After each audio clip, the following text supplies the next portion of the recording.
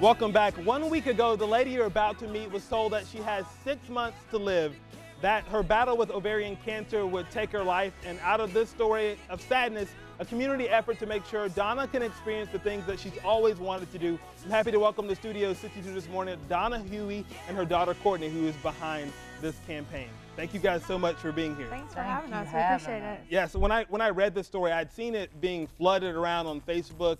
Everyone is sharing it.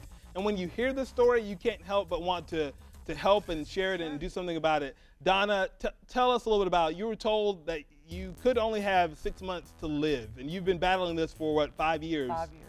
Tell us a little bit about your battle with cancer, and we'll talk a little bit about some of the things that you want to experience before you pass away. Okay. I was diagnosed 5 years ago. At the time, they basically told me, we're looking at 5 years. Mm-hmm. Started, you know, chemos, and unfortunately, I've been allergic to 3 different chemos that could have helped me. And what type of cancer are we talking about? We're talking about primary peritoneal cancer. Wow. It's a rarer type of cancer, and you know, your prognosis is 5 years pretty much. It affects the stomach lining, but it's categorized under ovarian.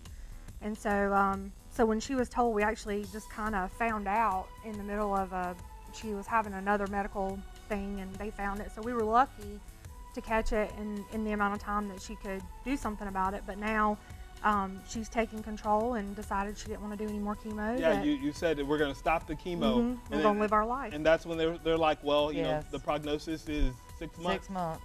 So, Courtney, you were telling me about your mom. She's worked 2 jobs to keep everything going. And so now this is a way for you to give back to her. Yeah, I mean, we kind of look at it as we just try to stay really positive. You know, there's no rule book for cancer. There's no rule book for how to get through it or how to caregive for somebody. So we just kind of made it our own and decided that, you know, we may cry today and we're going to stay positive, and tomorrow we'll figure out how to fix it. And if we get upset, then so be it, but we're going to soldier on, and that's what we've done. Humor is Humor. huge. Yeah, I mean, we laugh a about lot. it. We laugh. You've got to laugh. Yeah. Yes. And out of that came this community effort. You've already raised $5,000 in 5 days. Tell us about the bucket list. Really, it came from, you know, after we found out that she was going to have about 6 months, I was like, okay, well, we are not going to mope around. Like, this is not how this is going to go down. We are going to, what do you want to do? Because essentially, she's in retirement. It may be shorter than everybody else's, but that's kind of how we're looking at it. You're in retirement. Let's enjoy your time. If you have more than 6 months, great. And if you don't, then we'll handle it. So she made a list, and her biggest thing was that she wanted to meet Jeff Gordon. You know, we've been fans of his. Well, she's been. I'm a fan by proxy. By association. Yeah, but you know, she's been fans of his for 20 some odd years or however long he's been racing, and that was big for her. And I found out that he had a meet and greet in October, but it's $600. And you know, all of our money goes to caregiving, and we don't have a lot extra. So I decided, well, maybe we should fundraise. And that's where the idea And that's where the came in. community says, you know what, we are supporting you. Yes. And there's a bunch of things on there, from small things Okay, to... I want to go to New York. I've never been there. I want to see certain things there, and that's going to happen. Small thing, pedicures. I have neuropathy in my feet. It's not for me to have pretty feet. It's necessary. Right.